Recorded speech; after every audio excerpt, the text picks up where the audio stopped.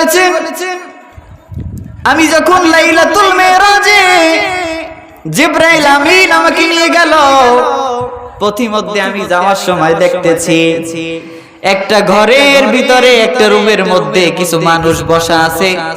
বিশাল পেট, রুমের মতন একটা পেট, আর ওই পেটের ভিতরে সাপ বিচ্ছু তাকে কামড়াচ্ছে। আর পেটটা এত বড় হওয়ার কারণে ওই মানুষটা নড়াচড়া করার শক্তি নাই, এত পরিমাণে সে আঘাতপ্রাপ্ত এবং অত্যন্ত কঠিন হালতে আছে। আল্লাহর নবী বললেন, ও জিবরাইল, এই শ্রেণীর মানুষ কারা?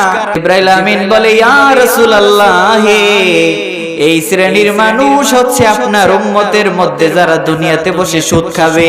সুদের মাল খাওয়ার কারণে আল্লাহ রাব্বুল আলামিন হাসরের ময়দানে অর্থাৎ জাহান্নামে তাদের পেটটা এরকম বড় করে দেবে।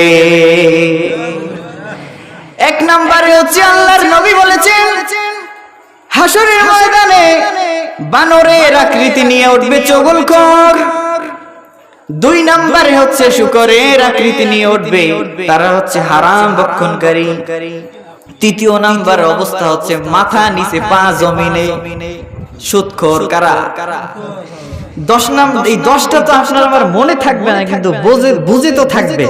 সেক্ষেত্রে আপনি আমি আল্লাহর কাছে ক্ষমা চাই যে আল্লাহ এই সমস্ত অপরাধ থেকে আমাদেরকে মাফ করে দেন। বলেন আমিন। আল্লাহ রাব্বুল আলামিন বলেছেন, ইয়াউমা ইউনফাখু ফিস-সূর,